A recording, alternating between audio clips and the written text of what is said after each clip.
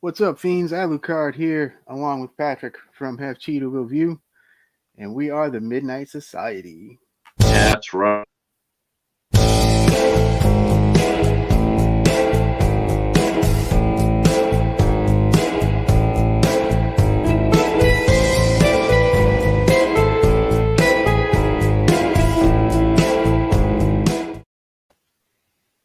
So, what's up, gang? How's it Oh, going? what's going on? All right, you got your little lizard. I got mine. Yeah. Guy Gan wanted to hang out with us tonight, so I Yeah. said, yeah, okay. So Guy Gan's gonna come out and chill. There He wants some of that cheetah action. you go. There Hey, you go. Echo. Echo's in the house. What's happening, That's brother? right. Oh my gosh. Whoo! It is cold again. I don't know what it is, man. Spring has decided to run away from Michigan. Oh, really? Oh, it's like 80 something degrees down here in New Orleans. Oh man, I'm just hating that. Yeah, it's Greetings, June, T. well, Betty, and Mrs. Lucard. that's what. Greetings. Yes. Welcome to Fantasy Island. I'm your host, Mr. Rourke. Gore's in the house as well. What's going on, Gore? Oh, what's going on, Gore? Yeah, Gore man, we're just talking about you, man. Next week. Gore will be up with us next week talking about part That's 7. right. Yeah. Gorephobe up here in the house, in the easy. Yeah. That's right. Uh, that's gonna be so much fun. Gonna be it's gonna be like Jason versus the X-Men or something shit like that. It's gonna be like, Yep. I'm thinking, like maybe we'll have Gore dress up like like a Dark Phoenix or something. Dude, Gore, that'd be great. Greetings, Michael. Hey, Greetings, Michael. greetings. How are you? Uh, Glad you guys are here. Those who can, those who want to, if you care to share us out, that'd be awesome. Thank you so much. Wow, they're all rolling in here. Charles is in the house. What's going on, Charles? Charles is in the house. Sweet, sweet. I know that the master of all things pumpkins is coming as well. Oh, the pumpkin Hob- master. that's Yeah. right. Hob Thor will be here. Yeah, Uh, the pumpkin lord himself. the pumpkin lord, Lord Pumpkin. Last year at Halloween Horror Nights, there was a pumpkin maze. Hobbs would have freaking loved it. I don't know. You think they would have got him out of it though? I don't know. He probably just would have stayed in. Like, oh man, it was a really cool house too. You already know what his favorite cartoon, his holiday cartoon was too. What was that?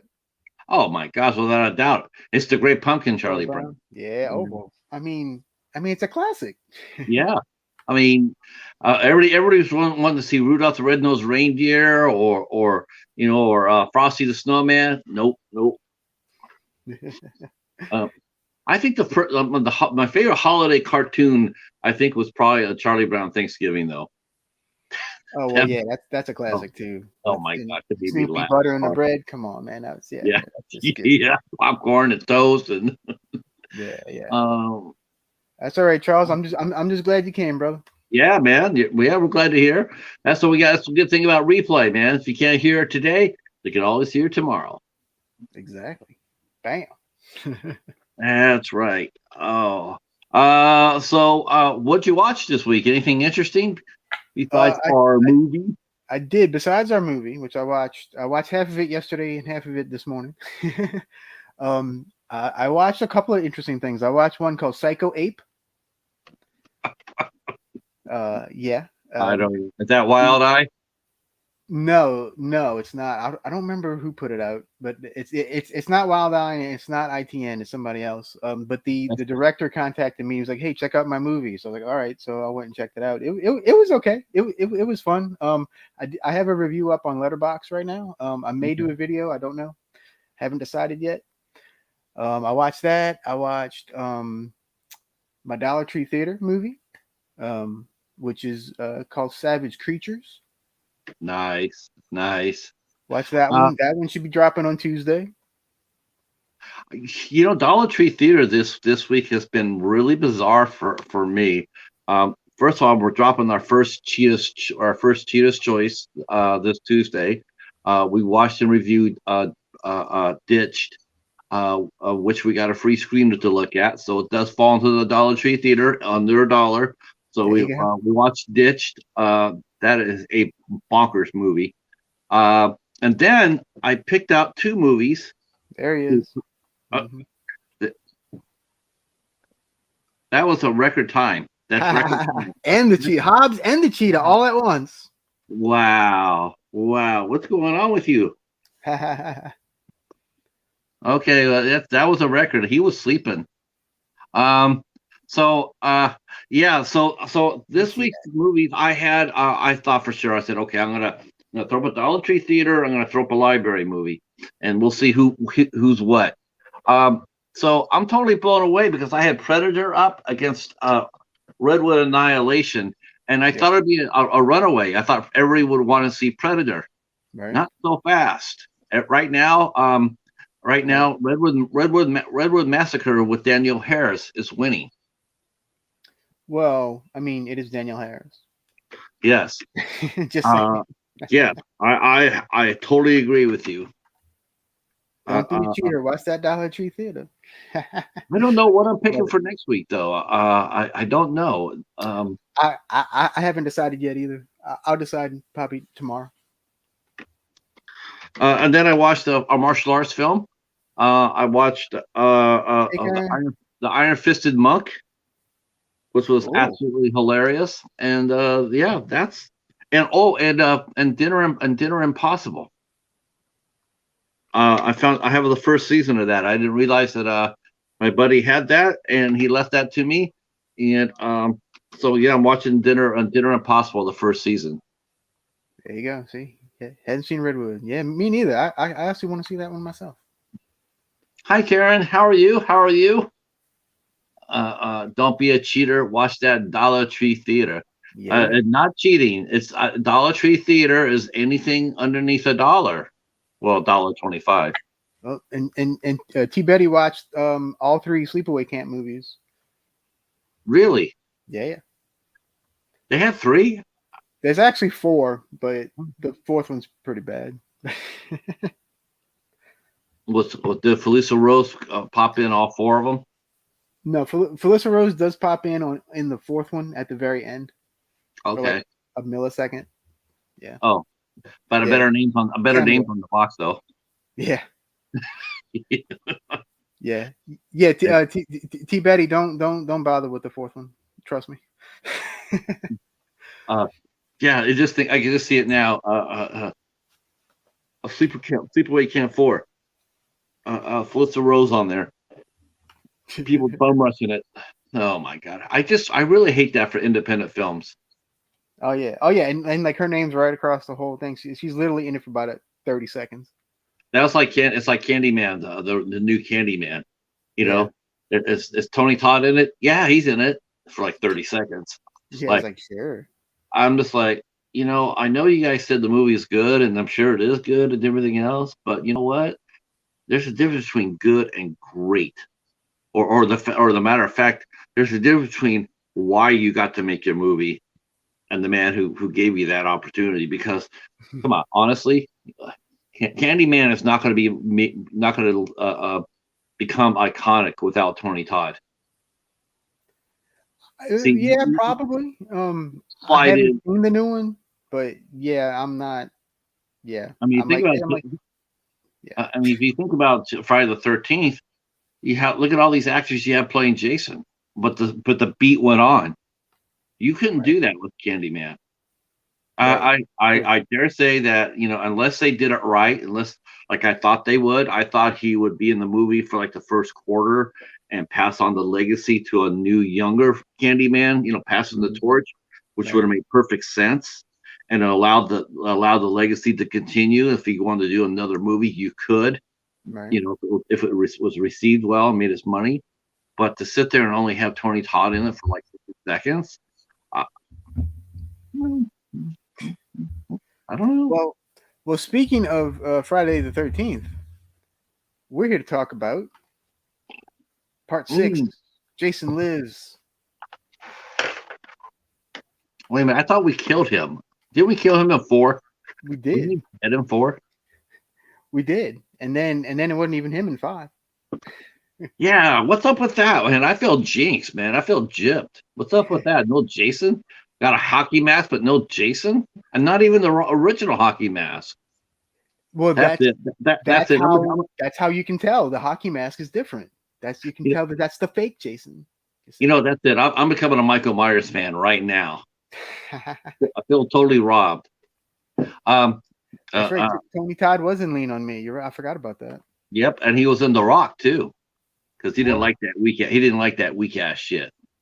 It's you. It's you. You're the Rocket Man. So yeah. So Friday the 13th, Jason Lives. This is the first official film where Jason appears as a supernatural entity, and I thought they did a really nice job in doing it. Yeah, it's definitely a different tone from the other ones. It's definitely a little goofy. I hesitate to say goofy, but it's a little goofier than the other ones. Goofy. Yeah.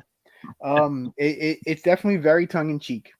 Yeah. And they knew what they were doing. Yeah, they did it on purpose, and it was There's a lot of fun, a lot of at the time culture. Things were hot in culture, like doing paintball. I mean, that was very popular at that time, and they poked fun at that. And so anything $1 accounts for Dollar Tree Theater. Yes, that's right. So we meet Tommy Jarvis, and the first thing we know about Tommy Jarvis is that it's a different Tommy Jarvis. The gentleman who played him in the previous movie, Frank Mancuso Jr., who wanted him to come back as Tommy, but the actor who played him didn't want any part of it for personal reasons. I'm sure he felt the movie. So they got a new Tommy, played by an actor named Tom Matthews, and who spells both of his names wrong. see, already 30 seconds into the movie, we're already getting our first laugh because we see his name, go like, "Hey, you spelled the name wrong." Yeah. Yeah. So, what did you think of the? I tell you what was surprising for us kids in the 80s was seeing who Tommy Jarvis was writing with. Back in the 70s, there was a show called Welcome Back, Kotter. Right, yeah, that's right. And there was a character named Horseshack, and every time he wanted to get the teacher's attention, he would go ahead and tell him how he did it. Well, let me throw this up. Here you go. That's Tommy is on the right. I mean, yeah, the new Tommy is on the right, and of course we have Hawes, played by Ron Palillo, aka Horseshack. Yep. And yeah, go ahead. It is. So how? By this time, I mean, a lot of those actors after Welcome Back, Kotter left the air because John Travolta blew up. A lot of those actors all had really hard times finding roles afterwards. Robert Hedges, Marcia Strassman, let's see, and Ron Palillo. They just had a hard time finding roles, so it was a surprise to see him in the truck. I was like, oh, that's Horseshack. Yep. So I was a little surprised at that. But you know what? He actually was an interesting little character. I mean, he was Tommy's friend, and he was going out with him. He was ride or die with Tommy. Yeah, and so a couple of interesting things on the truck ride. All right, so at the beginning, yeah, they're driving in truck, and Hawes, Horseshack, I'm just gonna call him Horseshack. He mentions two things from part 5, which from my memory, I didn't remember that they even acknowledged part 5 in this one because it's been a while since I've watched this one. But he mentions the institution, and he also mentions Tommy's hallucinations. So I Mhm. thought that I thought that was interesting because this guy plays Tommy completely differently than the other guy. He really does. Like He, it's almost a different character, really. yeah. Oh, he only showed the old Tommy briefly just once. Yeah, Um, he only showed, like the old Tommy. He only showed it one time. That he like the old Tommy. Otherwise, that he was he was very assertive and very self confident, yeah, and it played well. It played, him being as broken in the last movie in 5. If it was right, it was the right portrayal. He played him right in part 5 as being who he was. yeah. And I think this movie is set 4 years after the last one. I read 1 year after 5. The 1 year. Yeah, Well, that's some good. That's some good drugs. yeah, right. For sure. Because he comes back as an ass kicker in this one. Yeah, But he's coming back, and I really liked how they morphed his character. I wish they would have had a little bit of that in the last movie, but I yeah, liked what they did at this movie, and it fit. It yeah, totally yeah. um, Especially with the tone of this movie. exactly. Yeah, Uh, June saying, yeah, the other one was so wooden. Yeah, he definitely seemed like he took all those medications that Tommy was supposed to be taking. yeah. So technically, it kind of worked for that movie. You know. But yeah, and then Tommy says something interesting too. He says, "Jason belongs in hell, and I'm gonna see that he gets there." I thought that was a cool line Hmm. in the very beginning. So they get to where they get to the cemetery where Jason is buried, and for some reason, and they never explain this, but Horshack has Jason's mask. Yeah, yeah. They never explained that either. They never explain why he has the actual Jason mask, not the fake one from 5. No, no, this is the red with the divot in it from the axe, the whole deal. And for some reason, he's carrying the real Jason mask with him. I, So won- I wonder how he bought it. Did you think he got? I mean, I wonder how he got it. yeah, I don't know. Like there should be an actual part 5 that explains that. No, I'm kidding. So, um, so basically, Tommy just wants to make sure that Jason's really dead. Like that's kind of what I got out of it. Like he was like he's like I'm gonna dig this son bitch up, and I want to see his body. I want to see him rotting in there. You know. And that's the So only. That's yeah. That felt totally authentic and genuine because he still even though he's much more confident, he still is still the trauma's still lingering. So mhm. that felt right. Smartly written. so Echo just brought up a good point. What mask was Tommy wearing at the end of 5? I think it was Roy's mask. It was. It was the blue, right? I'm pretty sure. Yeah, I'm pretty sure it was Roy's mask. One of the things we should mention too is the fact that we're seeing Tommy ride in the truck with his friend off to see if Jason's dead.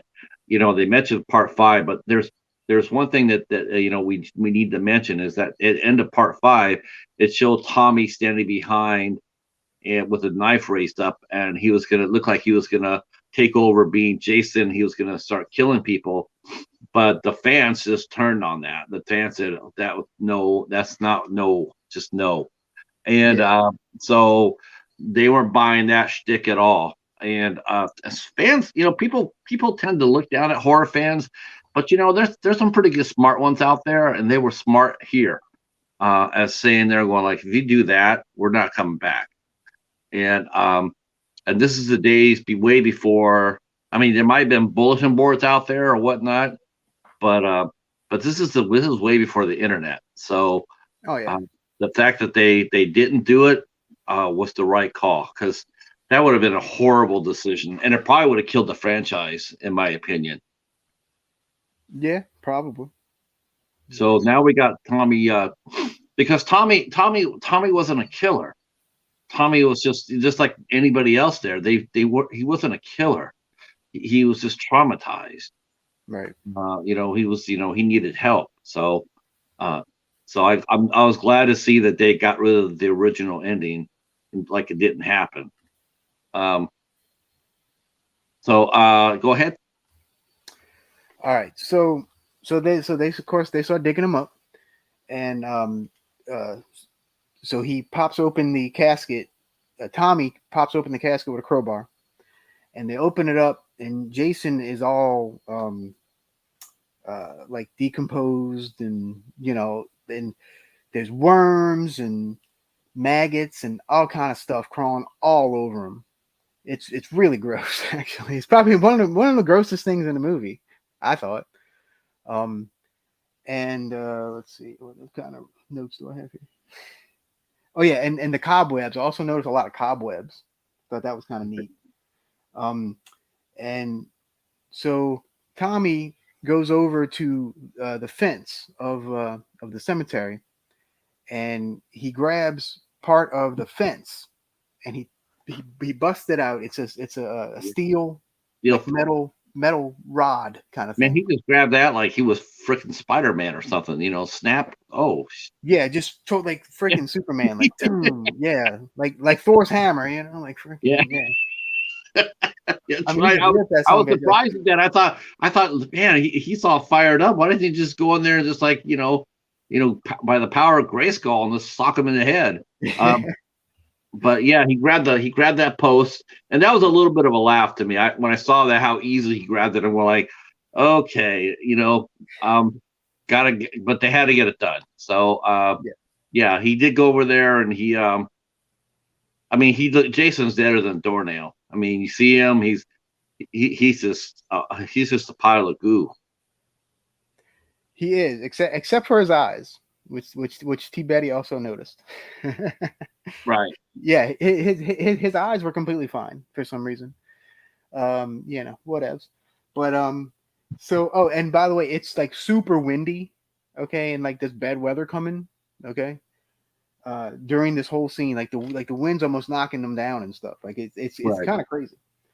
So so Tommy takes I'm just gonna call it a stake, the metal stake, and he starts like doing Jason like he's a freaking vampire. He keeps doing it, he does it like 8 times, and he jumps out, and he apparently has a can of gasoline. So he's apparently gonna burn him. Okay. Right.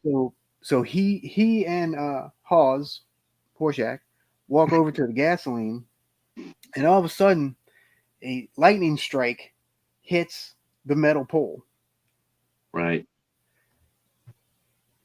Let me see. Yeah. It hits the pole, and it reanimates Jason. Just like that. And of course, as you can see in the picture, Horshack dropped the mask in with Jason, of course. Yeah, of course. That's Very, what he was being considerate. It's like, here, Jason. yeah. It's like, hey, you might need this later. I was bummed out. I was thinking, when Jason woke up and saw his mask there, you think that he'd say thank you, but Yeah. Yeah. Yes. So Jason Frankenstein's back to life. Like literally Frankenstein's back to life. Yeah. And so he starts crawling out of the grave. Tommy's just kind of yelling at him, and this is him coming out of the grave. So you see how nice and gooey and nasty looking he is. But by the time he stands up, all the worms and stuff have kind of fallen off of him. But he's all nasty and gooey, and yeah. So that's kind of what Jason looks like in this one, at least at this point. And so Horshack runs at him with one of the shovels and hits him straight on the head. Boom! Yeah. I mean, he hits him hard too. Like, he does. He went out. Yeah. I mean, yeah. He was definitely, you can see, he's definitely Tommy's friend. Yeah, for sure. For him to come at it. I mean, most people would have just ran for their lives, seeing that. But Hawes was he was a really cool character in that respect. I mean, he showed no fear. Yeah. Yeah. And but it's funny because Jason like doesn't even feel it. He just like turns around and just punches a hole right through poor Horseshack. Poor Horseshack. I mean, he just boom punches right through it. And so Hawes ends up being our first victim. Yeah. Tommy then runs back to the truck outside of the gates, and of course Jason, in one of his iconic poses, grabs the hockey mask and puts it on. You know, like okay, I'm back. You know, and then what does that say? I don't. I wrote something. I have no idea what it says. I wonder what would happen if if they wouldn't have brought the hockey mask. I mean, there wasn't a sack available. I mean, I wonder what he would have put him. I wonder what he would have put over his face. That's a good question. I guess he just whatever he would have found, right? Yeah. There you go. Yeah, see Horseshack with the cameo before Drew Barrymore and Scream. There you go. This was 10 years before Scream, people. Yeah, 1986. Yep. Yep.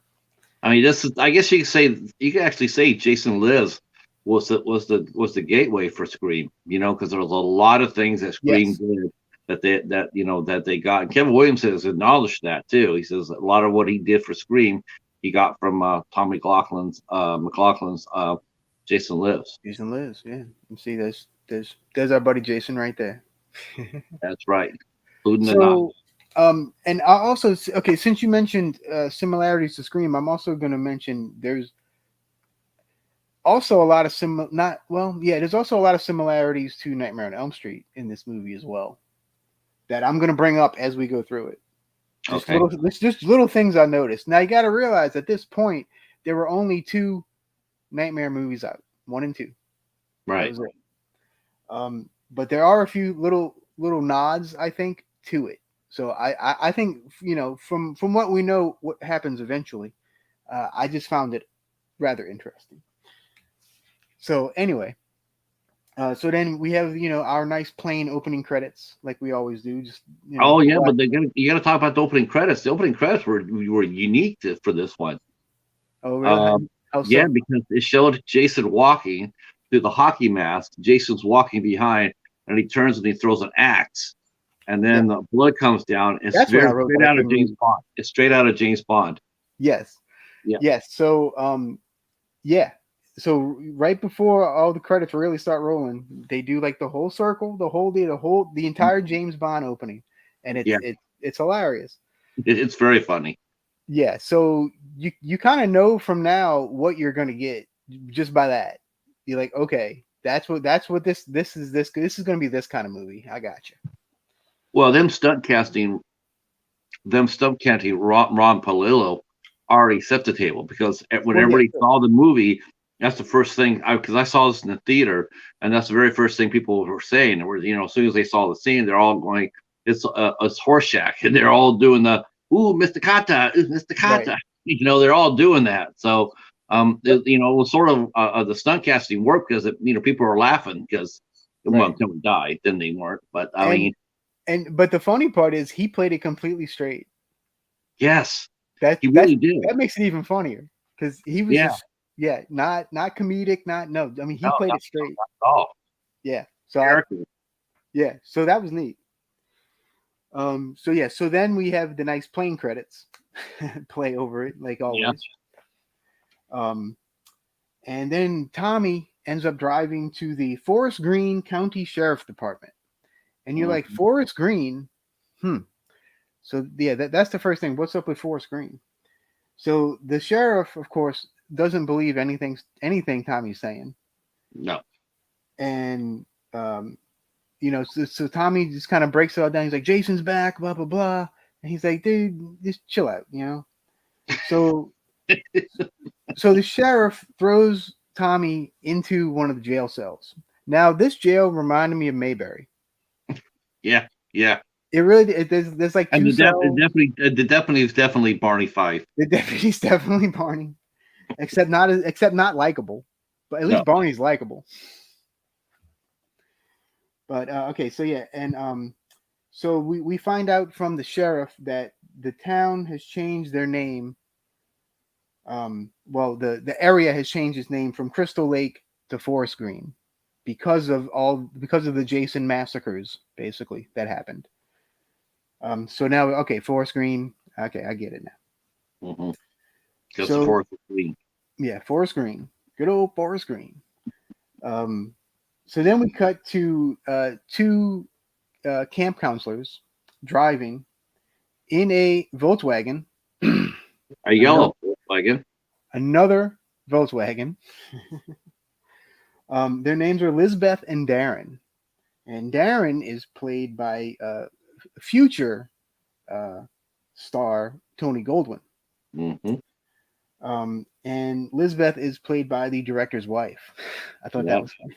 Yeah. Yeah. Oh, ex-wife now, but Well, yeah, at the time, yeah. yeah. And yes, Forest Green does sound like a cemetery name. You're right, it does. And actually, let me catch up with the chat because there were a few comments here that I completely missed. Let's see. T. Betty's pointed out that no worms in the eye sockets. True. Let's see. Lesson learned: never dig up a grave when lightning is striking. Yeah. Or, Well, it wouldn't be a Friday the 13th. anytime. It wouldn't be a Friday the 13th movie without a storm, though. Rain and there's got to be a storm somewhere. Yeah. Okay, let's see. No worms. Yeah. He borrowed Frankenstein's lightning bolt. Yeah. Yeah. Jason is now one of the undead. That is correct. He is now officially zombie Jason. He's definitely a zombie. Return of the Living Dead. Dawn of the Dead, Night of the Dead. Forrest Gump ripoff movie. Forrest Green. Run, Forrest, run. Yeah. Or decompose, Forrest, decompose. Yeah. Run, Jason, run. Jason doesn't run. That's right. Run. Speedwalks. Speedwalk, Jason, speedwalk. Yeah. Oh.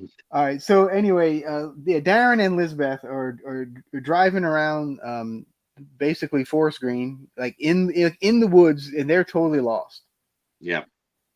And they suddenly run into Mr. Jason Voorhees, who's just kind of standing there with the steel pole that brought him back to life. You know what though? That was a badass pose. It was. It was up to this point in the series. Honestly, that was the best pose. I mean, he's just standing. I mean, even better than the axe or the machete. He's standing on that damn pole like this, like holy crow. He looked like the knight facing King Arthur against Lancelot. To get across the bridge. That's what he reminded me of. Yeah, very much so. And that's one thing about CJ Graham's Jason. CJ Graham's the guy that plays Jason in this movie.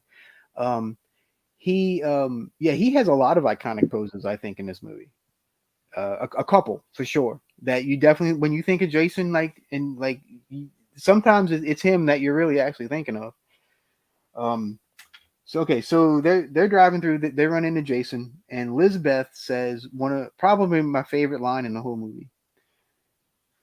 She says, "We'd better turn around because I've seen enough horror movies to know any weirdo wearing a mask is never friendly." Yeah, that was very self-aware. Very self-aware. Extremely self-aware. And so Darren suggests just drive towards him. He'll move. Nobody wants to get hit, right? Yeah. I don't know why. You know what? This is why ladies are always smarter than guys. See, she had the right idea. She says, "Hell no."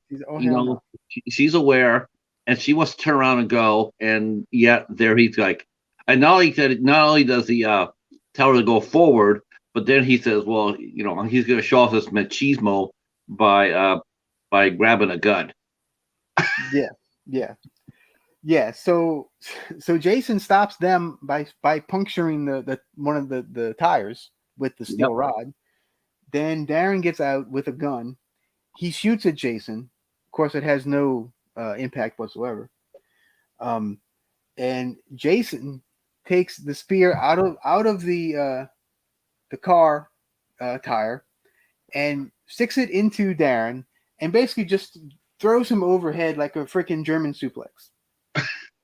It was I mean, it was like, voom, and it was pretty funny. So that's number 2. Darren's the second victim here. He became a ghost.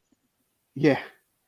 So then Jason spears the windshield and breaks it. So that scares Lizbeth, and so Lizbeth crawls out of the car.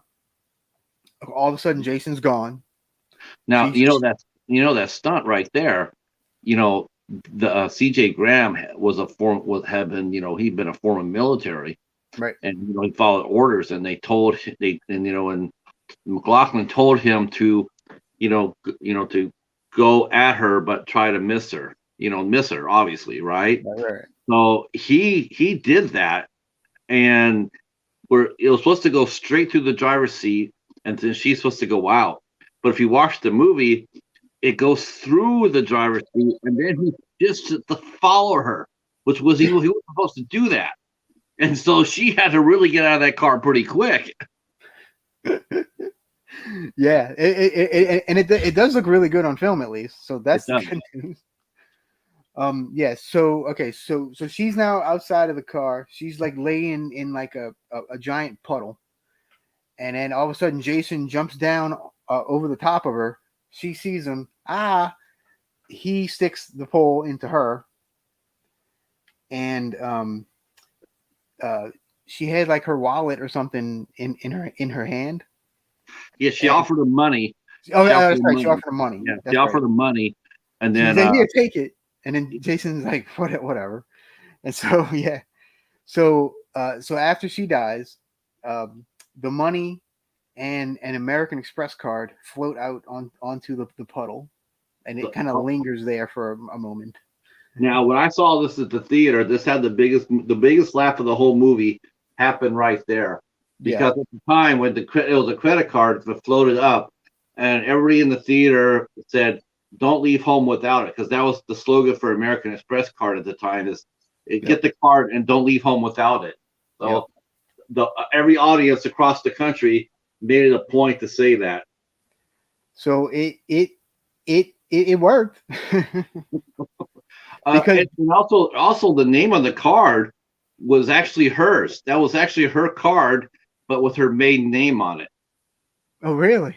Yeah. That's funny. I didn't notice that. Yep. That's pretty hilarious. So yeah. All right. So then it cuts to Tommy waking up in the jail cell. And this is the next morning. So now it's light again. The 4 of the counselors from camp enter the sheriff's office, including Megan, who is the sheriff's daughter, and basically our final girl. Our final girl. Yeah, and you know this like immediately, so I'm not spoiling anything. So she asked the sheriff basically to to put out like a APB on Lizbeth and Darren, because they never showed up, and they're worried about them, and they're like, hey, and I think they were the head counselors too, if I'm not mistaken. And so of course Tommy hears all this because he's it's the Mayberry jail. So Tommy hears all this and he's like, Bill, it's Jason's out there. Don't go to the camp. Blah blah blah. That whole deal. And Megan kind of takes a liking to young Tommy. She's all like, hey, she's like, you're kind of cute, kind of deal. Yep. So there's like a little flirtation. They leave, and then it cuts to back to the cemetery, where the caretaker of the cemetery, I believe his name is Martin, he sees Jason's open grave, and he's like, "Oh, these damn kids," kind of thing. And then so he goes and he starts putting all the dirt back into the grave. Right. He doesn't check the box. If he would have saw head just there. Right, but he does see Horshack's feet dangling out, which I thought was kind of funny. and he's like, they can't even get him in the casket right, but he just puts all the dirt back on anyway. He doesn't care. I thought that was funny. Charles mentions that about Jennifer Cook, who played Megan, was also in the V TV show. That's right. She played the Star Child. Yep, sure was. Yeah. Yeah, and we were talking about this before the show. We both agreed that as far as the finals girls goes, that Jennifer Cook definitely was the prettiest one so far. So far out of the six, yeah, I would say so. All right, so then after the little graveyard scene, we cut to Megan and the other counselors at the camp, and she just kind of casually mentions that the Jason legend, might be true. Who knows? Kind of deal. And then all of a sudden, all of the kids arrive. So these kids are little, like these kids are like under 10. Like, yeah, so like it's like 30 kids, 30, 40 kids, all under 10 coming to this new camp. The And camp for this Camp is actually the Forestry. first. This is the first time since other than the flashback in the first movie, but this was the first time that kids have actually been in a film as a Yeah, camper. yeah, and especially young kids like this. Hmm. So yeah, okay. So then it cuts to one of the goofiest scenes, probably the goofiest scenes in the movie. It cuts to a bunch of businessmen um, playing a game of paintball. Now, this it's so damn goofy. Like they're they're all inept and all just as goofy as can be. I don't even know what other word I can use because the whole time I'm just like, God, this is goofy. But the company exec, who's who's the only female out of the bunch, by the way, which I thought was interesting, especially given that this is '86, so this was definitely a rarity back then. She jumps out, kills two of them, with the paintball, and she says, "Death is my business." I thought that was funny. Yeah, I was like, "All right, lady, sure." All right, let's see. Some people took their paintball very seriously back then. Oh yeah, paintball was I know paintball was big in the '90s, at least by me. I don't know. Yeah, so I guess paintball was a big thing in the mid '80s too. Um, so then it cuts to one of the dead members of the group, and he's hacking at some brush or something with a machete. Of course, you got to have a machete in here somewhere, right? So he's just hacking away, and of course, all of a sudden, who shows up? Our good pal, Mr. Voorhees. Um, he basically takes this guy, he grabs him and throws him like 15 feet away into a tree, and basically his head smashes into the tree and makes like the Wilson face from Yes, Castaway. yeah. Someone had carved a happy face into the tree, Yeah, and Jason slammed him so hard into it, he came out and his happy face was all bloody. yeah, Dude, it that was. made me laugh. That Yeah, yeah, that was funny. That that was that was really funny. funny. What's up, Mr. Bones? Oh, Stopping in from Bones is here. WrestleMania. Yeah, how's WrestleMania? I'm sure it probably stinks, but whatever. So since he threw this guy, he also ripped his arm off, and of course the arm is attached to I the wish machete. it. Yeah. So Jason has a nice, fresh, new, shiny. This thing's Shiny. shiny, Brand spanking new. brand spanking new machete. It was actually kind of cool looking. Let me see. All right, gotta go to page 2 now. So basically the very next thing, uh, Jason jumps in front of the other members of the paintball team and takes the machete and just beheads 3 of them in a row. Boom, boom, boom, with one swipe. One swipe. One swipe. Boom. So yeah. So this is definitely Super Jason. Like, Yeah. Yeah. yeah. So that's 3 more dead. So that's now up. Well, now we're up to 7 total already, and we're like what 25 minutes about into a the half hour film. into the Yeah. movie. So, all right. So, okay. So then so now there's one paintball guy left, and his name is Roy. I thought that was funny too. Yeah, I thought so too. From Because the of last Roy from the movie. last movie. Yeah. So Roy shoots his paintball at Jason. So Jason gets a paintball that like splotch right on him.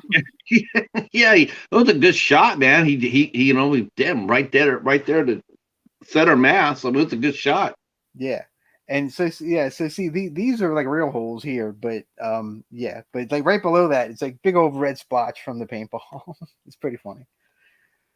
So let's see. I was fine with all the winners we won on yesterday. Yeah, okay, that's good. All right. All right. Anyway, where we at? All right. So then we cut back to Tommy, and he drives back to the cemetery, and the cops are okay. So the cops Well, have no, basically, there he was supposed to be driving out of town, I was and going to then say he the pulled. cops have kind of gave him an ultimatum. He's like, hey, we're going to take you to the edge of town, and you get the hell out of here and don't come back. So Tommy stops at the cemetery, and he runs out. So the cops, of course, run after him, and they take him again. You know, kind of like they're going to arrest him.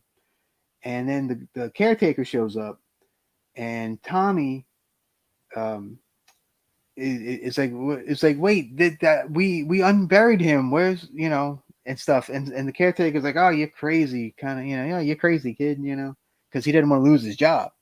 Right. So Because he was a drinker, so oh if they yeah, would have known that they had come in on his watch and dug up a grave, he would have lost his job. So he yeah, denied that ever happened. yeah. And then Echo actually just brought up a fact too. Yeah, the paintball scene was actually the first scene that they shot with Jason, and it was actually played by the stunt coordinator Dan Bradley, and who is a bit smaller than CJ Graham. So so I think they yeah. So if you really watch this scene, Jason is much smaller in the Yeah, paintball scenes than he is in the rest of the movie, because but the rest of the I movie think they did a really nice job covering that up they by did. having some action, like jumping out of the tree and then making quick cuts. I mean, literally, Yeah, with like the machete, but they cut the scene. They didn't dwell on any, they didn't dwell on Jason just standing there. right. So it was good cuts, good editing. So you weren't really aware of that happened. Yeah, and I will say that this part 6 is so far is one of the better edited movies of the Mm-hmm. franchise, at least in my opinion. Um, so yeah, so Tommy says that that Hawes is actually is in the ground where Jason was, and and then the caretaker after after the cops take Tommy away, the Yeah. caretaker says an extremely funny line, and he he says, "Does he think I'm a fart head?" What? Does he think I'm a fart head? And he says it to the fourth wall. He breaks the fourth wall when he says this. Yeah, yeah. It's He's saying that to totally, us, the audience. yeah, totally tongue in cheek. Hang on a second. I will be right back. So Al must be getting pizza. Thank you, Charles. Yeah, it'll be up by the time you get up tomorrow morning for sure. You guys mentioned about Jennifer Cook being the final girl who played in V the series. One of the interesting facts about her is that this is actually one of the first Friday the 13th movies which wasn't jinxed as far as killing careers. Everybody went on to have a pretty good career. Jennifer Cook actually retired soon after this. Um, she married the gentleman who had co-founded Celestial Seasonings, including the tea company. And she married him, and he was, of course, was a multimillionaire businessman. So she quit acting. She went and raised a family. As of 2019, she still has yet to even talk about the movie. She doesn't do conventions or anything else like that. She has stayed out of the public limelight. Um, All right. Sorry about that. Okay. So yeah. So does he think I'm a fart hit? Yeah. Okay. So the cops take Tommy to the edge of town, and then they cut back to the caretaker, and he's drinking. He's toasted already. He's walking around the forest. All of a sudden, forest green, right? right. And he empties, he drinks the bottle, and then he just kind of throws it off. And who catches it? Of course, Jason Voorhees. He catches it. He breaks it on himself, like he boom to like break it Yep. open, and then he just stabs Martin right in the kisser. Yeah. He And wasn't actually supposed to die in the original script. yeah, He this had was it in, actually an added scene because they wanted more deaths. right. Yeah. After the test audience, they were like, "This is great, but we want 3 more kills." So Yep. this is the added stuff that they added after they filmed the whole thing. So it is kind of Out of out place, of whack. Yeah. especially for what Tommy McLaughlin actually had planned, which Yeah. didn't make the film either. But we'll talk about that in a minute. Yeah. So so while he screams, basically, this couple that are making out not too far away hear all of this, and so they go to check to see what's going on. The guy sees Jason, grabs the girl, runs back to their motorcycle, and so they hop on the motorcycle, and Jason's there, of course, with the machete, and machetes through both of them, like a skewer. Boom. So now we are up to 10 kills already with these two. Um, Now we cut back to the camp, and Sissy and Paula are that's 2 of the girls that came in with Megan earlier to the police station. They decide to play Camp Blood with the cards, the little playing cards that they have, and this I actually found this very very interesting because the way she explains it, um, like each card is a different like kid and stuff, and she's like the Queen of Hearts or something, and so but the point of the game was to try to figure out which cabin Jason was in. Now, if you're familiar with the very first Friday the 13th video game from the NES era, that's the point of the game, to try to find Jason in which cabin is he in. Like that's kind of the whole point of the game. So I just found this part very intriguing because I think the game came out a year or two late, maybe a year later, I believe. Yeah, I Yeah. think right. So yeah, I really thought that was interesting. Anyway, the 2 girls hear a girl scream in the girls' cabin, so they run over, and it's a little girl named Nancy, Mm-hmm. and Nancy says she sees a monster, and uh, and Paula uh, basically just says, "Well, you had a bad dream." Now, now think about this for a second. The little girl's name is Nancy, and she had a bad dream. I'm just Mm-hmm. saying. I'm just saying. Um, and but Nancy does have a little funny line. Now Nancy's like a little, I guess she's like 7 or 8 years old, right? A little blonde girl. She kind of reminded Right. me of what's his name, Heather O'Rourke Heather from O'Rourke. Poltergeist. Yeah, Yeah. And she's like, no, it was real, just like on TV. I thought that was a funny line. like on the. Yeah, there's some really funny lines in this one. There really are. Um, and as so anyway, they kind of calm her down, and then we cut to Court, who Court is the male figure that is part of that. He's a camp counselor, and he has a girl with him in an RV, like kind of in the middle of the woods. And Jason passes up the RV, you know, like he does because he's freaking everywhere. Right, right. And but here Jason does his best Michael Myers impersonation with the head tilt. He just kind of stands there, looks at the RV, and goes, The RV's rocking. "Yeah, the RV's rocking and rolling." So he's just like with the whole Michael Myers head tilt. I thought that was hilarious too. And let's see. So Jason goes and pulls the power out of the RV.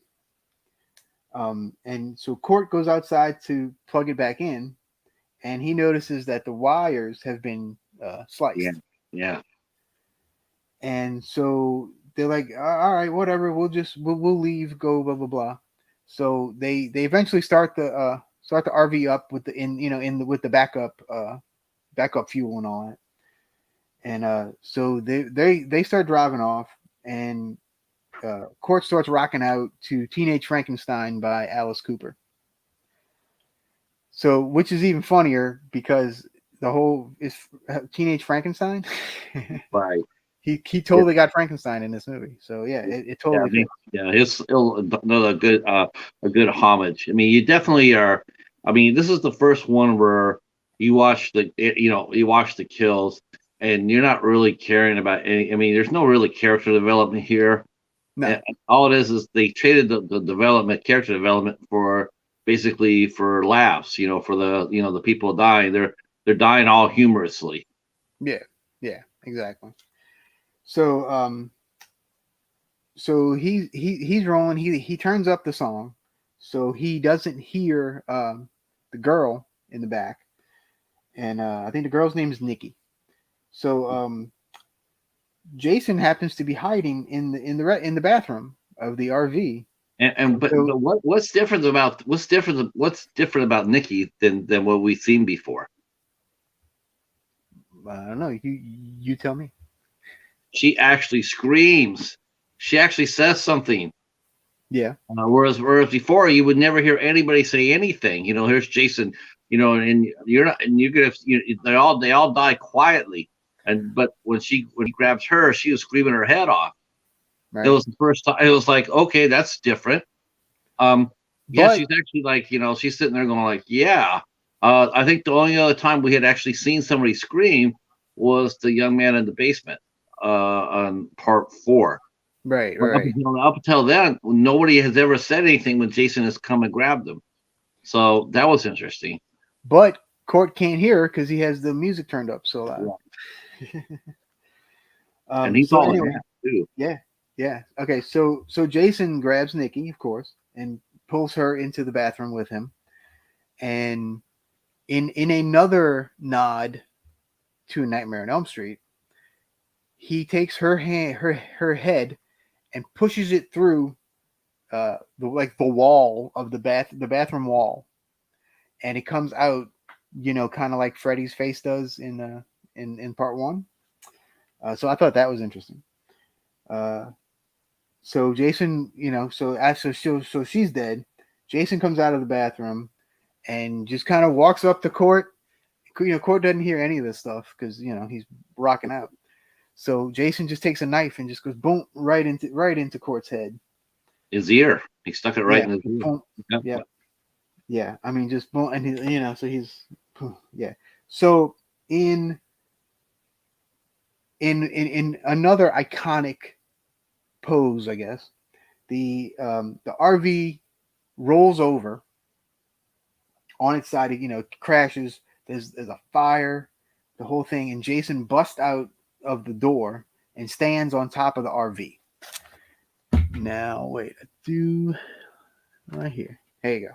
Boom, right there. That's probably my favorite shot in the entire movie. I don't know why, but I love that shot.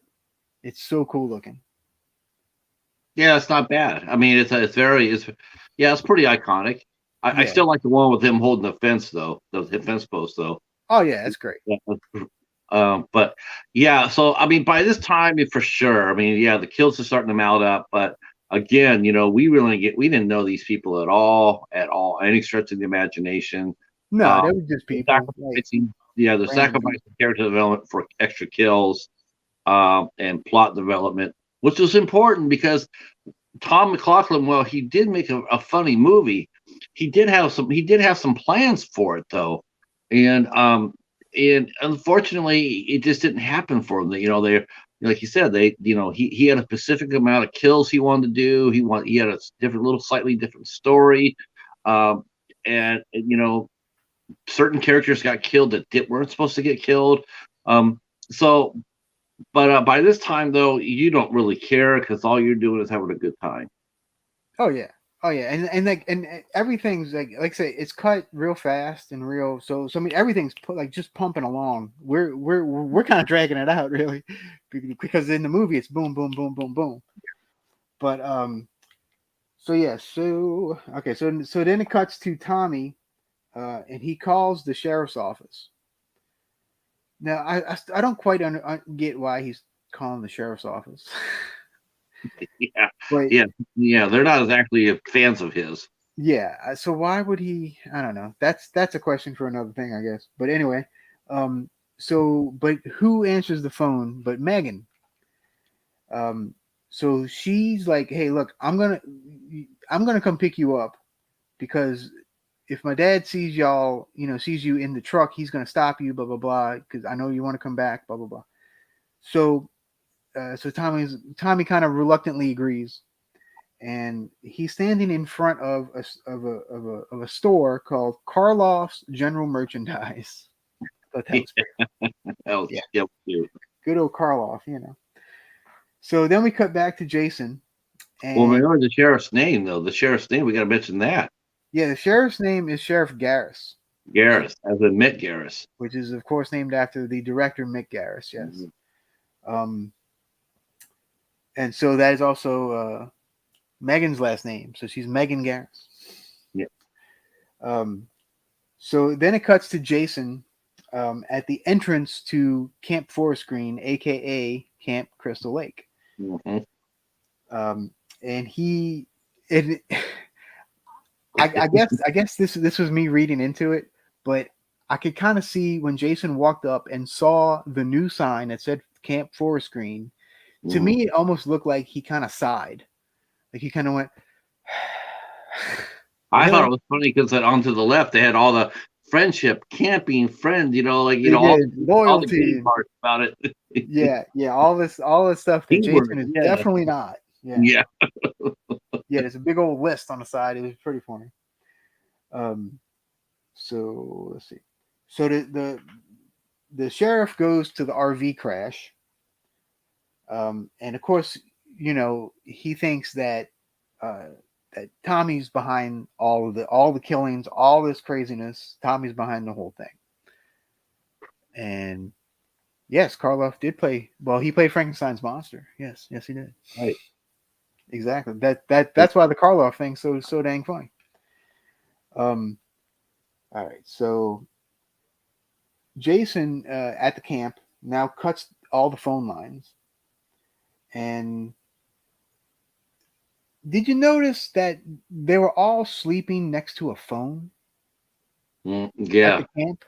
Like that was really weird to me. I tell you Like the what's really phone is weird like for me right by too. their head. Like their phone is like right here. Like as they're sleeping.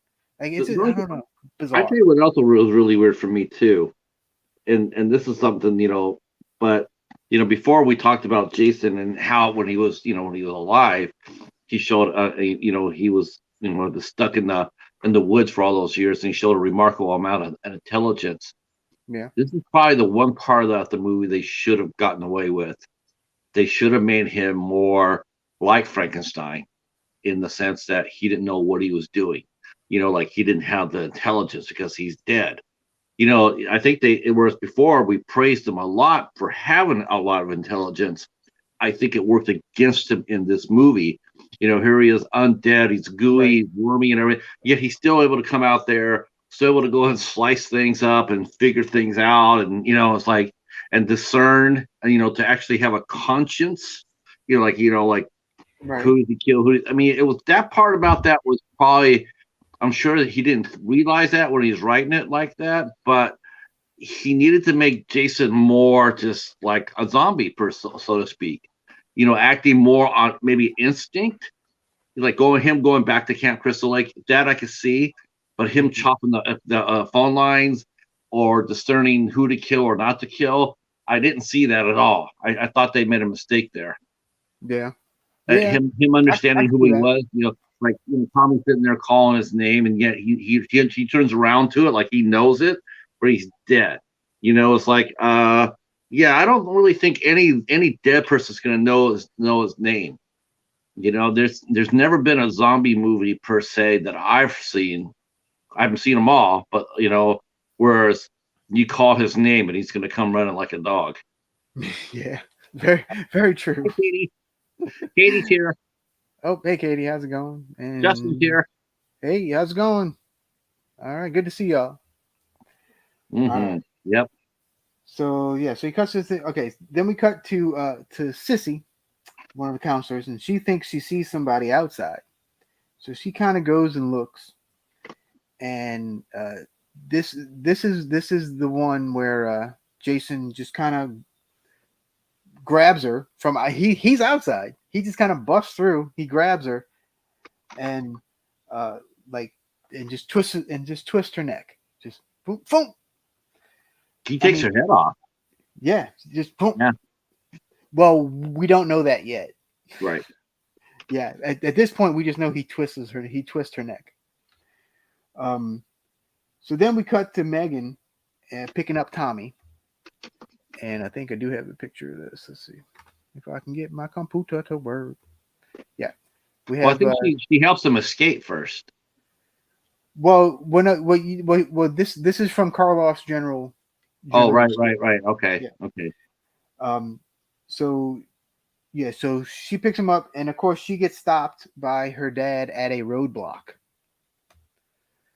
And of course, and then this is how. Yeah, this is basically them looking at the at the sheriff and like, oh shit, kind of thing. Well, yeah. Well, no. See that? Yeah, that's a little ahead because they caught him, right?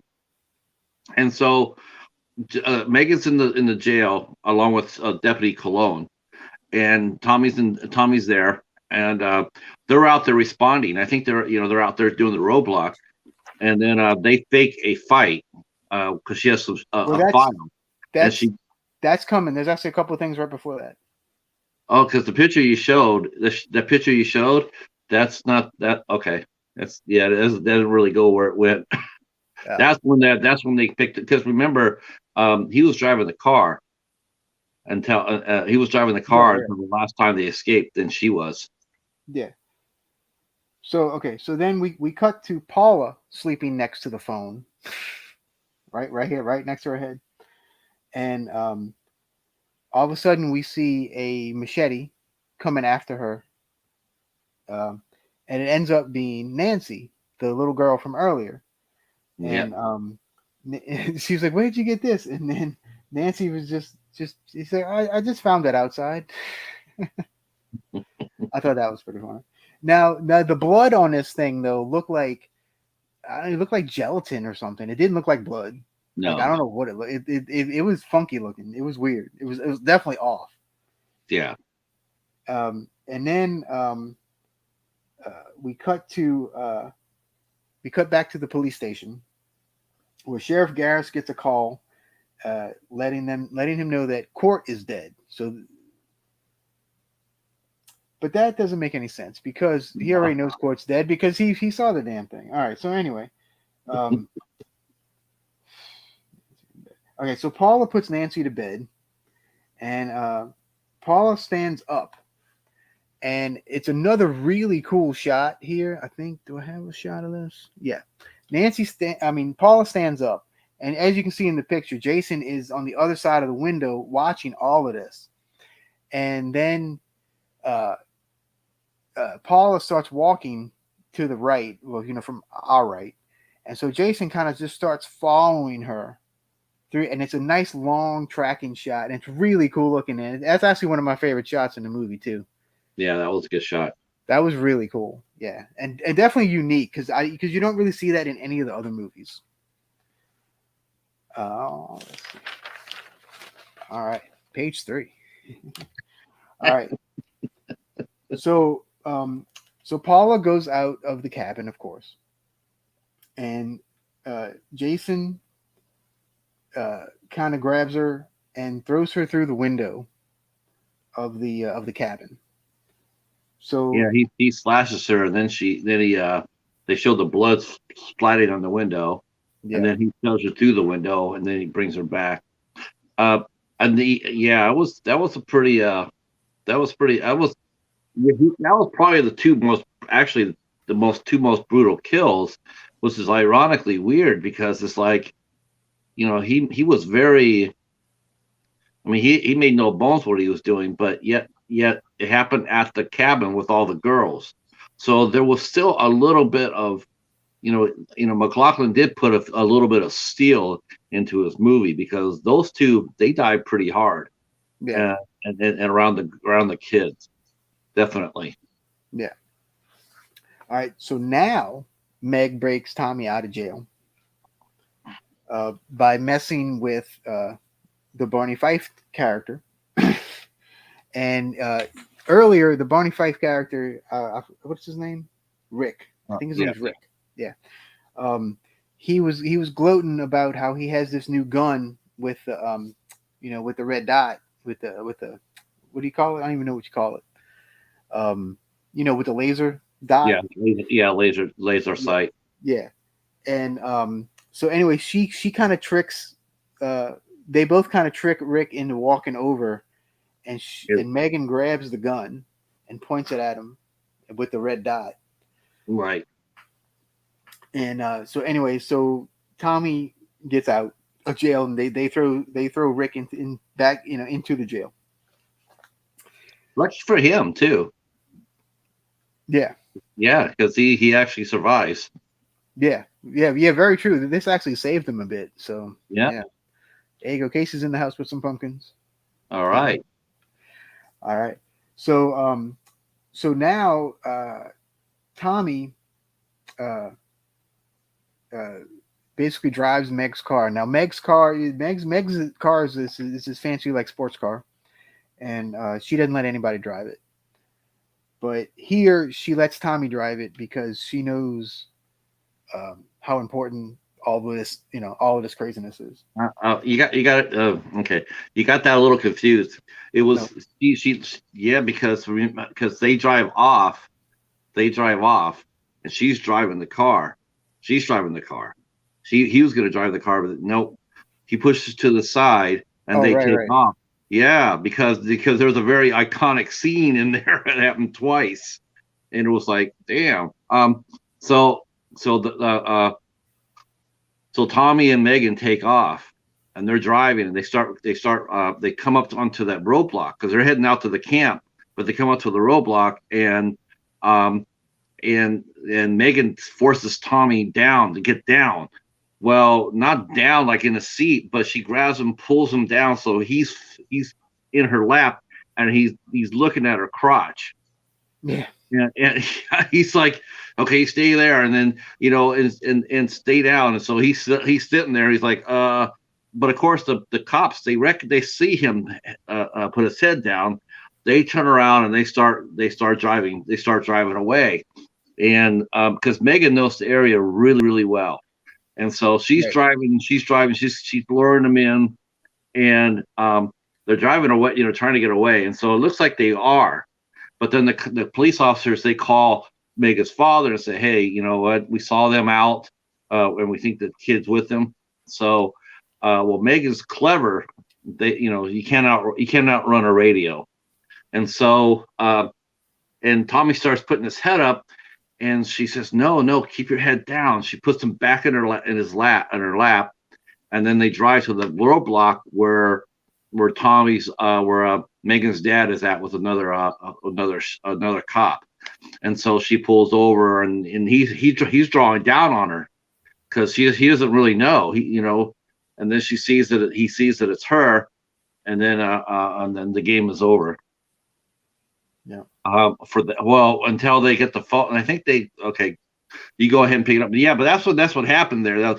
She drove, and he kept on having his head put down between her legs, which was, Yeah. yeah. So eventually she agrees to let him drive to the cemetery, or wherever they're going. We don't know where they're going yet. But during the drive, Tommy says the only way to stop Jason now is to return him to his original resting place where he drowned in 1957, where this nightmare began, is also what he says. So another little nod to Nightmare on Elm Street, possibly.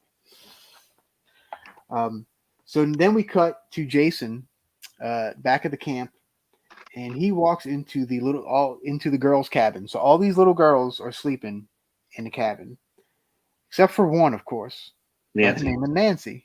Yeah. And so Nancy wakes up, and Jason starts looking at Nancy because she's the only one awake. What? Wrong one. There you go. Here you go. So Jason kind of starts leaning in just like that. And Jason suddenly hears a noise outside. And as you can see in the picture, his head's starting to turn because he hears that noise. And so Jason kind of walks away. Then it cuts to Sheriff Garris at Camp Forest Green, and he runs into Sissy's cabin. Now that's the girl earlier that had her head twisted.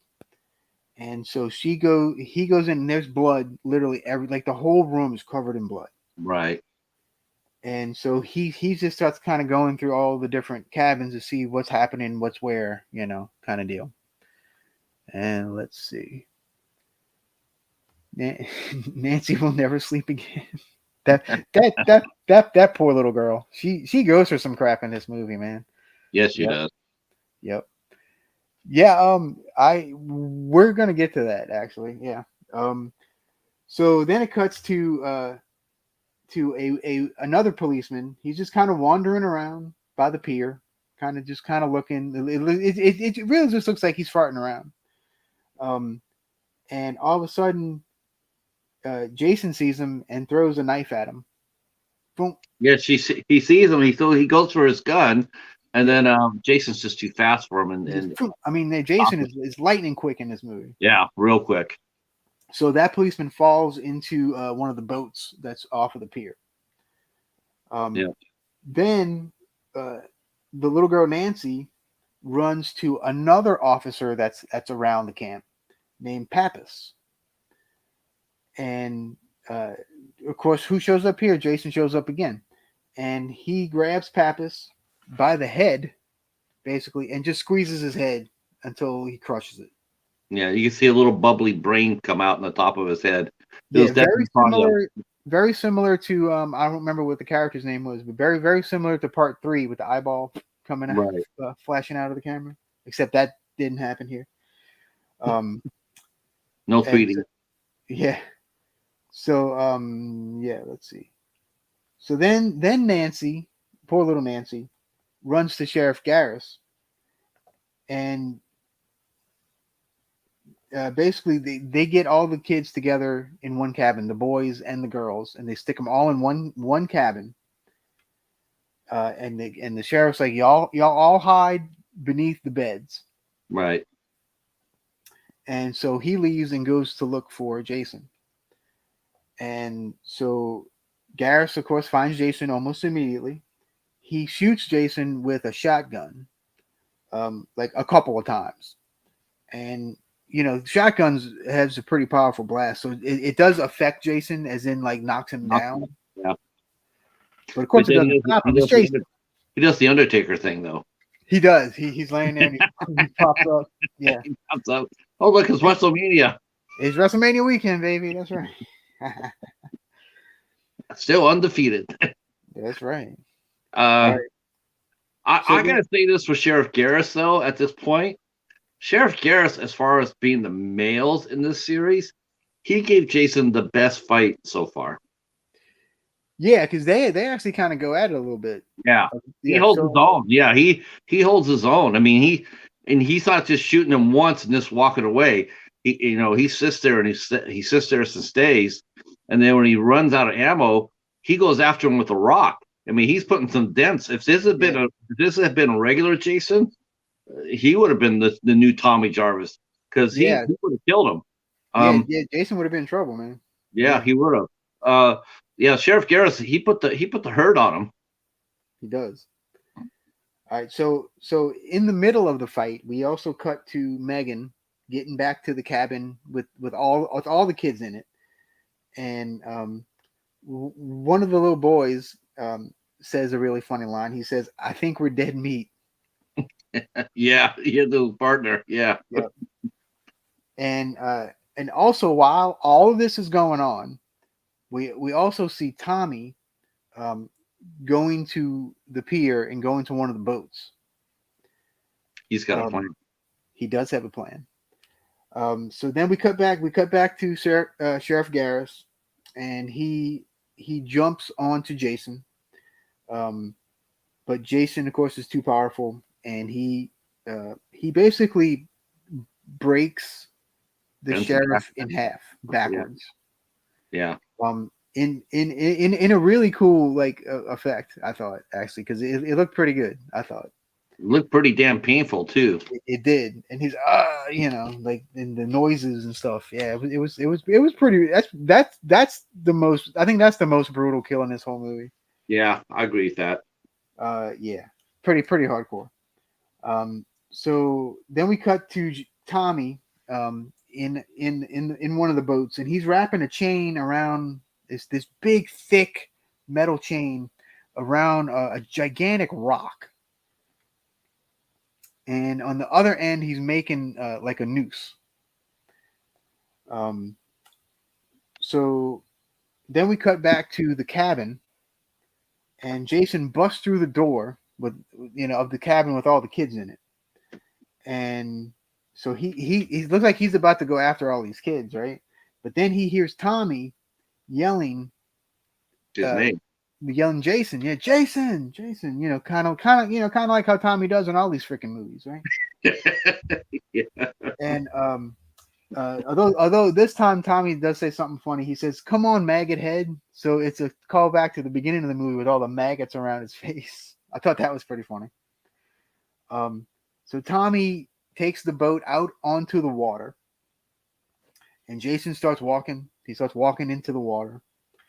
And there's a couple of times where you think Jason's going to turn around and go back to the kids and Megan that's on land, but anyway, Tommy convinces Jason to come for him. He's like, "No, you want me," kind of deal. And so Tommy takes some gasoline. So Tommy's obsessed with gasoline in this movie. And so he does like a big circle. Yeah. So he does a big circle of gasoline around the boat, like, in the water, but around the boat. And he sets the lake on fire. So of course, Jason is now under the water. So of course we get the iconic Jason jump scare from part 1. He jumps out of the lake, just like part 1. Of course, now he's grown. Yeah. But so he's fighting with Tommy, and Tommy eventually gets the noose part around Jason's neck, and Jason kind of jumps up and kind of busts the boat. So the boat is now like in half, and Tommy and Jason both start sinking to the bottom of the lake. Now remember, the rock is on the other side of this chain, so it's dragging Jason all the way down. Yep. And so they're fighting underwater. So Tommy and Jason are kind of duking it out underwater. And that makes sense too. It gives Tommy at least it gives Tommy a fighting chance, because Jason has nothing to he has nothing to square off on. He has no center of mass because he's weightless in the Right. water. It's hard to fight. Correct. It saves Tommy. Yeah. So at this point, Jason like chokes out Tommy underwater, and so Tommy's body kind of rises up to the surface, and Jason is kind of stuck there. He can't get out of the noose, and he's stuck. He's alive. Well, he's not alive. He's undead, but he's still alive. Um, and then Megan jumps in the water to go save Tommy because she sees his body float up. And so she gets grabbed by Jason. So this lake is not that deep. No. If you think about it, because Jason just kind of reaches up and grabs her leg, and so she's fighting him off. She gets to the back of the boat, the back half of the boat that's still there, and she starts trying to get the motor to come on. So she's pulling the string, trying to get this thing to come on, and eventually she gets it on. And since it's only half of a boat, she just kind of finagles it to where Jason is, and so the fin's going, and it catches Jason in the neck, and it's a pretty funny part because Jason's like eyeball gets real big, like I thought, yeah, it was, yeah, definitely see. So this is definitely hurting Jason here. So yeah, she does it, and then a big old pile of goo kind of comes up out of Jason's neck. Yeah, he doesn't have any blood anymore. He's been dead. Embalming fluid or whatnot. That's what came out. Ah, okay, that makes sense. Yeah, because Vanessa and I were like, why is he bleeding? He shouldn't have any blood left. No, they took it all out, put embalming fluid in it. That makes sense. So yeah, so I guess that's what it was. So so then Megan drags Tommy out of the water. She does some mouth to mouth and stuff, and at first he's not responding, and then she just kind of hits him, like not even really thinking. She just kind of hits him in the chest, and he's and he wakes up. So Tommy lives. Yeah, this should have been called Jason Tommy Lives. Jason undies and Tommy lives. Yeah, Jason dies, Tommy lives. And then Tommy says it's over. Jason's home. So I thought that was interesting too. Yeah. And then we cut to one last shot of it's the next day. We go to the iconic ending shot of Crystal Lake. And you at first we thought are we going to see a bubble? Like we usually do. But no, it cuts to Jason's body. Hanging there in the he's just kind of like this. And then the one misstep, in my personal opinion, is the very last shot of him opening his eye. Yeah, I thought that was they should have just left. To me, they should have just left it on Jason's body. Either that or kept him inert like that, and you just see one very tiny small bubble. Just don't go up to it. That you just see it come out of his mouth. Just the tiniest of the tiniest bubble, and that's it. Yeah. So this is Jason just hanging out in the bottom of Crystal Lake. Yeah. Yeah. Just God. Yeah. I mean, imagine that'd be a terrible place to fish. Right. Yeah. That would be pretty bad. But yeah, so that's how Jason Lives ends. Yeah, so, I thought it was a lot of fun. I mean, overall, I thought it was a lot of fun. It's definitely one of the most fun out of the whole series, for sure. For sure. There was a couple of things that the Tom McLaughlin wanted to do, and one of them was he wanted to introduce Jason's father. Yes. That was one of the key elements that he was unable to do, and that's one of the reasons why the caretaker was supposed to be around, because supposedly Mr. Voorhees had been paying him to guard his son's grave and his mother's grave. And so there's an interaction between the two of them, that they've known each other, and the caretaker has known that who Jason is and what he's done. and the father was just there to make sure no one desecrated his son's or his wife's grave. Yeah. And but you're right. They said, and Tom McLaughlin, he also wanted just to have 13 kills. He says, it's Friday the 13th. I'm gonna do 13 kills, and they said, well, no, we need 3 more. So I do believe that the 3 they added were the RV and the caretaker. I think they were the ones that they added on. Yeah. And it was I mean, definitely tongue in cheek for the most part. I mean, you didn't have anything invested in any of the characters. Even Tommy Jarvis, who this is his 3rd and last appearance of the films, you didn't really have any invested. It was more you didn't really care, because the script didn't let you. You really didn't care about. There's only really one person in the whole movie that you actually have feelings for. Okay, I can get behind this person, and that was the sheriff, which was the first, because he was the first really male character that you actually really did care about. Yeah. Because I mean, Tommy when he was little, and the little boys, but I'm talking about if the adults go, as far as the adults go, the sheriff was the first time that you cared about him. You really cared about his character, Right. and but otherwise, that though, a fun movie. And it set up the next one. It's when Tommy McLaughlin said, says, I'm gonna invest some humor into it. There's also one other thing about this movie that this is the first for the series too, and this was the first movie in the series that didn't feature any nudity. Yep. And I think still the only one.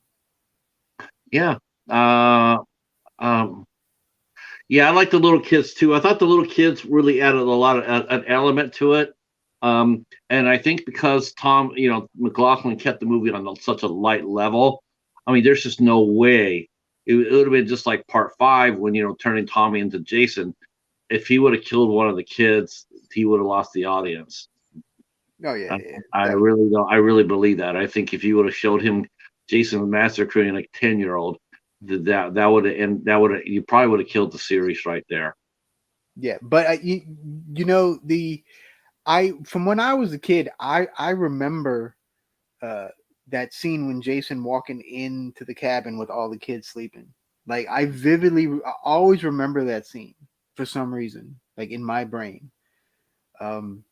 And I don't know. I just always thought that was a cool image of him just walking in and just kind of.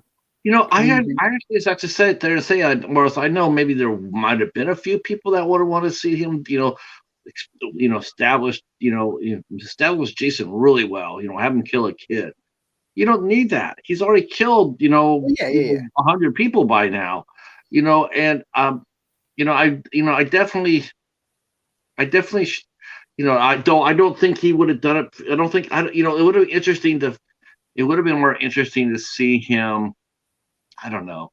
I think if they would have put Jason in a coma, per se, let's say maybe he was in a coma and they brought him back through, Tommy came in there and hit him with a drug or something like that, right? Which would explain him still having some sort of conscience, some sort of moral center. I mean, it's funny to say about Jason Voorhees, but obviously, how could you give him a moral center? Well, he just saw it. He just saw it in Jason Liz. He has one. He didn't kill kids. There are certain things that he will not do. And actually, there's another thing too. He didn't kill any pets. He hasn't killed any dog or cat, and he's had an encounter with it, and he has not killed kids. So there's still something within the character itself. There's a certain line that he won't go. And I do think that's highly fascinating for me. Why would he slaughter everybody else? And especially for those that have no rhyme or bearing on top of what happened to his mother. But he won't. But they won't. Yeah, no kid killing. That was like the last taboo in horror. Now that's gone too, though. I mean, they showed nowadays they don't care. Yeah, the Night of the Dead, the Dawn of the Dead remake. Shit, Yeah, it starts off with Oh, that. ooh. I remember seeing the preview of that. Oh God, that was terrifying. Uh, 28 days later too. Yeah, Um, yeah, there you go. that could be it. It could be it. Jason, see, they try to have their cake It and makes eat it sense. too, and I think it just left the character, like he knows his name. Tommy. Hey, Jason. He Right. knows his name. Now, again, it's like you watch any zombie movie, or even walking The Walking Dead. I don't believe anybody would ever turn to and called. If Rick came out there and said, "Hey, hey Daryl, come here." I don't think that Daryl's going to turn around and come to him. Um, I think the only other time I've ever seen anything resembling this is maybe Land of the Dead, maybe, where Kyle Chandler acknowledges one of the leaders and he Mhm. not he pivots Yeah, it back. yeah, But I think that's probably the only time I've ever actually seen that in a zombie type character. yeah, yeah. Um, What do you say yeah, no it to, would, it Bones? would be it would be interesting to see that, Vanessa, for sure. It would be interesting to It makes see. sense. Yeah, it does. It makes a lot of sense, actually. Yeah. Well, I And see. I think that in order to establish that, I think they should have left him not dead in a casket. I think they should have kept him in a coma. Maybe a medically induced coma. So they could research him and why he did what he did. But when you killed him like that, I mean, it's just there's just nothing there. He's just a husk. But he shows intelligence, Yeah, and it's just a little bit weird. yeah. Very true. Hey, Casey. How's it going, brother? Um, so CJ Graham did do a very good job as Jason. I, Um, I, I, I definitely thought so. I definitely thought he was a high impact. Um, very. I don't know. Just very. he was Yeah, very decisive. yeah, It was like, yeah, he's going to do what he's going to do when he's going to do it. Um, I just don't understand. It's like, okay, another part too. It's like, okay, so how here he is, he's in the water. How is that supposed to stop him? I mean, okay, you put a chain around his neck. How is that supposed to stop him? yeah. All he has to do is go down to the rock, and he's superhuman. What's to stop him from picking up the rock and just walking out? I was a little bit, just a little bit inconsistent. I mean, it's just, I don't know. It definitely shows that he's still alive, with his eye, so he can breathe on the water. Um, Yeah, I don't know. I I don't think. know. I, I don't know. That's what I mean. If he couldn't swim when he was a kid, why would he be able to swim now? Why well, would you put him in the? he's not really swimming. Like when he went into the water at the end, he just kind of walked in Yeah. and just kind of popped out. Kind of like he does. Um.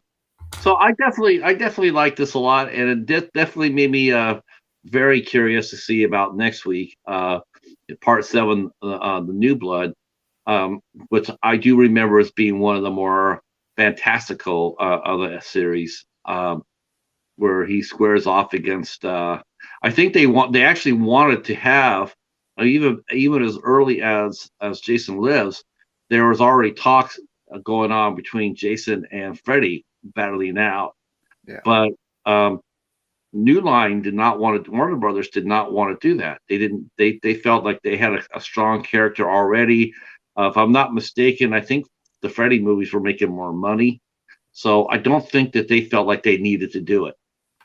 So, but they were still talking about it as early as part 6. Yeah. Man, that'd be a fast fight. Paladin versus Jason. He's got one machete, and Paladin's got 10. I put my money on the cheetah. Yeah. That's right. He was very interested in this conversation tonight. I saw. Yeah, sorry about that. He just really this is so new. It's before I never have any problem at all, and then lately it's just been like okay, and then he wants to curl up, and that's the thing about it is he wants to curl up and Oh, partake of the action. yeah. Um, yeah, He just wants the attention. That's all. yeah, he's definitely a co-host on the show. That's for sure. Definitely. Um, Let me step away for a minute, and then we'll come back and talk a little bit about next week. And we do have some programming changes to announce too. And we want to ask you, our chat. We want to ask you a question. But you will find out in a moment. He can't pick up the rock. He will get the rock bottom and call. That would be an interesting fight too. Jason versus the Rock. Yeah, that would be. Although all the promos would definitely be a little one sided. Just saying. Has the Rock made an appearance yet tonight, Bones? Because yeah, I'm not watching that garbage. But yeah.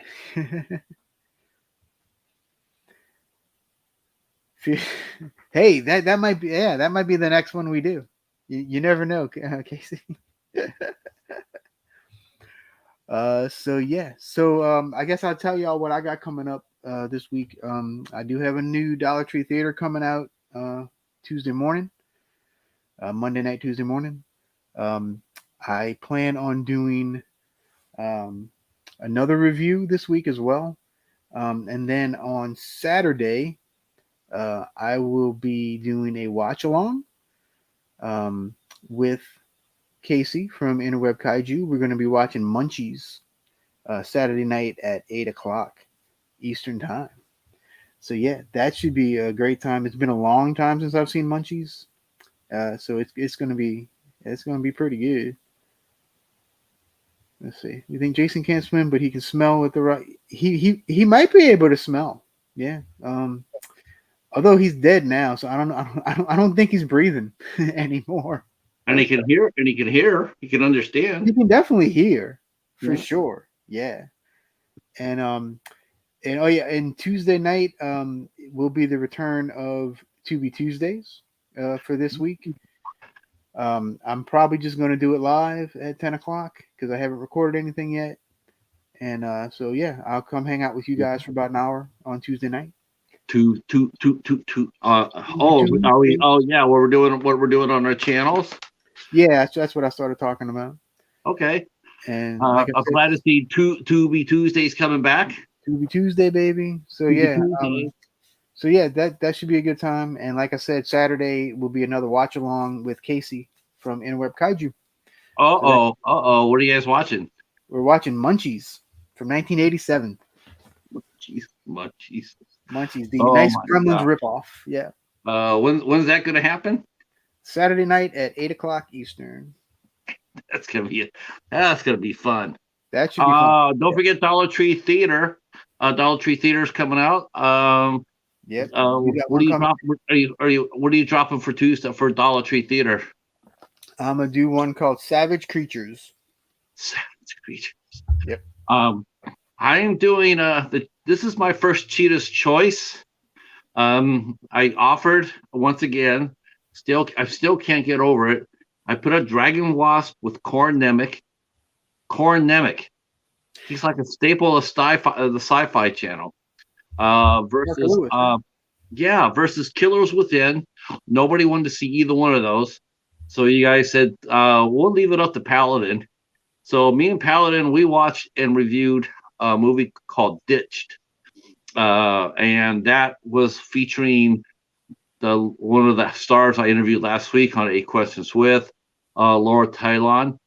And then later on in April, we will be interviewing another gentleman from that movie named Chris Loanger, who also starred in my very favorite A24 film. I have a favorite A24. Favorite A24 film? Wow. I do. It's called Cut Bank.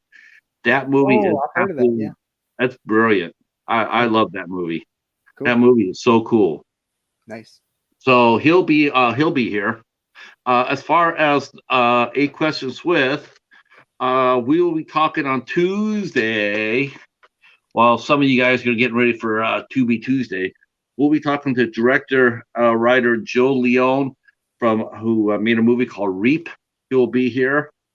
And then on the 6th of April, we have Tasha Takosa will be here. They just wrapped her new movie called Amber Road. And she's got a lot of other really fun movies that she's been in that we'll be talking about. And then we have a programming change.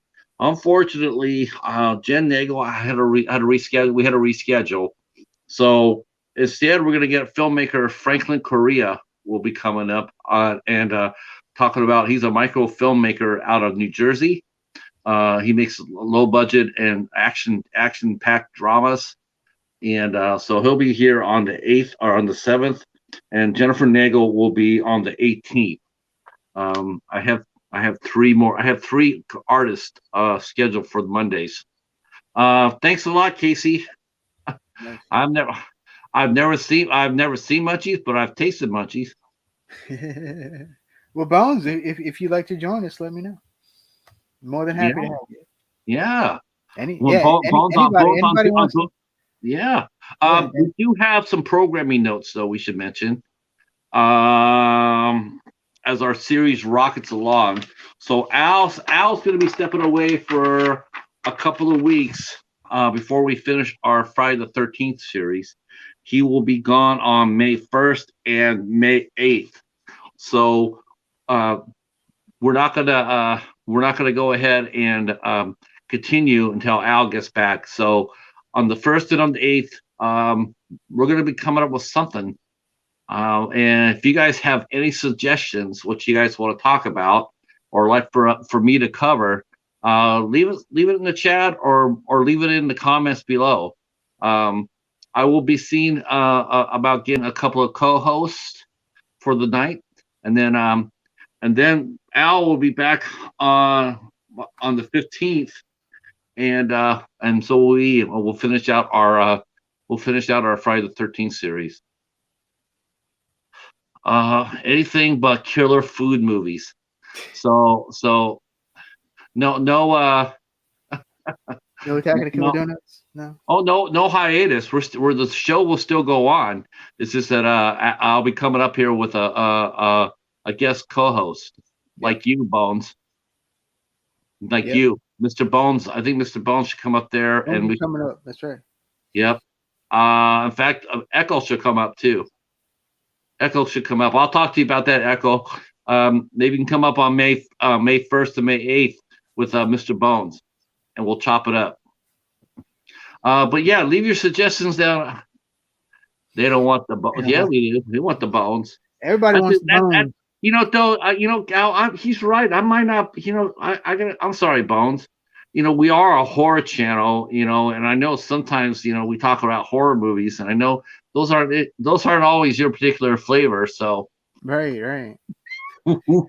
Definitely not.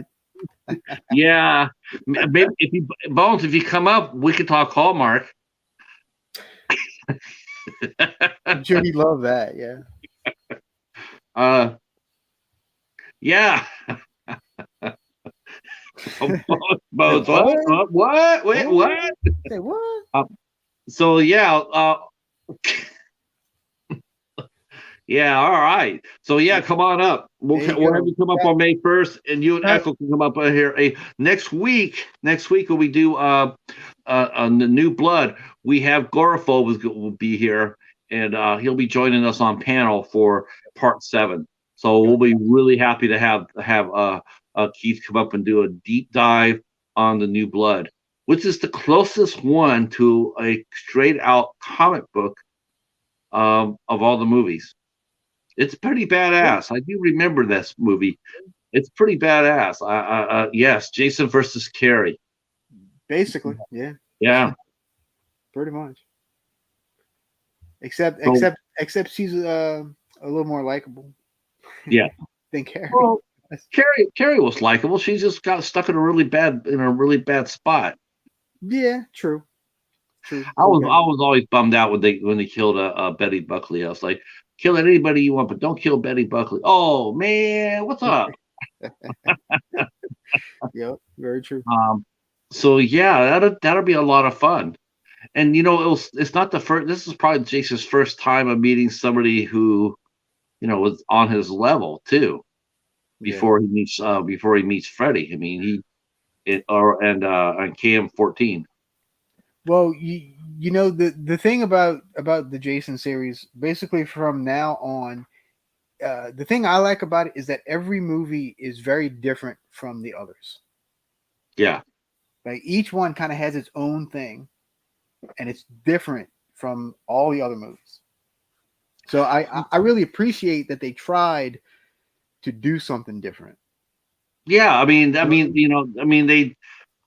put, because and hype it up, give it up for Tom McLaughlin. I mean, they put him in a really bad spot, as a director. Like, okay, here's what we did for the last movie, which was, not a lot of people were really, some people were more upset than others. I do think it's pretty universally agreed upon that every fan really hated the last scene of the last movie. They're going like, no way, you're not going to play Tommy Jarvis into Jason. No one's going to buy that shit. But I will say that him coming back, and I mean, he was put in a really hard spot. Like how do I do this movie? How am I going to bring back Jason? And they came up with a really clever idea. Yeah. Did Kane Hodder play him 4 times or 3? I thought 4. Yeah, four if counting Jason Goes to Hell. Yeah. Okay. So because Jason, I know that one's a little, yeah. Okay, so who played him who did Kane didn't play him in Freddy versus Jason, did he? No, Ken Kersinger. I was gonna say Ken Kersinger played him there. Mm-hmm. Yeah. They supposedly they hired Ken Kersinger because he was even taller than Kane. Because they wanted the height difference between Freddy and Jason to be more. Because Kane I think is only 6'1", I think. And Ken Kersinger I think is like 6'5". So he kind of towered over Robert a little more. Yep. Well, he went out in the best movie. Because Jason X is the best Friday the 13th movie. It's definitely one of the most fun, for sure. To me, Jason X and this one, number 6, those are the 2 most fun, for sure. Yeah, definitely for sure. Yeah. No question. Yeah, as far as that goes. Yeah, definitely. Well, I think this has been awesome. And again, please let me know down in the comments below here what you guys like to see me and the boys cover on May 1st. May 1st, May 8th. I'd like to get some ideas. We could do action adventure. We could do we could do another horror film. I got plenty of horror films. We could go. We could talk about. Do something I don't like. No, I'm kidding. I think what. I think I have an idea. I think I have an idea what we might talk about. But I'll talk about that with Bones and Echo. So I got to make sure they can get a hold of the movies. If they can, then I know what we'll be talking about. Do you got any last words before we fly out of here? Not really. I hope y'all enjoyed part 6. Yeah, because I know I did. I know I did too. I really enjoyed it. I'm bummed out that I was bummed out that Jennifer Cook quit so quick. I didn't realize that. It's like, man, she would have had a hell of a career. She had the chops and she had the looks too. Some people just don't like it. They get in Hollywood for a little bit and they're just like, this is not what I thought it was. Well, marrying a multimillionaire doesn't hurt. Doesn't hurt. It doesn't hurt. No, that definitely doesn't hurt. No. That's what Pamela Hensley did. She played Princess Cordelia and Buck Rogers, and she ended up marrying E. Duke Vincent. The guy's he was Aaron Spelling's partner and multimillionaire, and she got married and retired. Nice. Yeah, I guess that's it for me too. Yeah. So all you guys have a great night, And remember to stay spooky. That's right.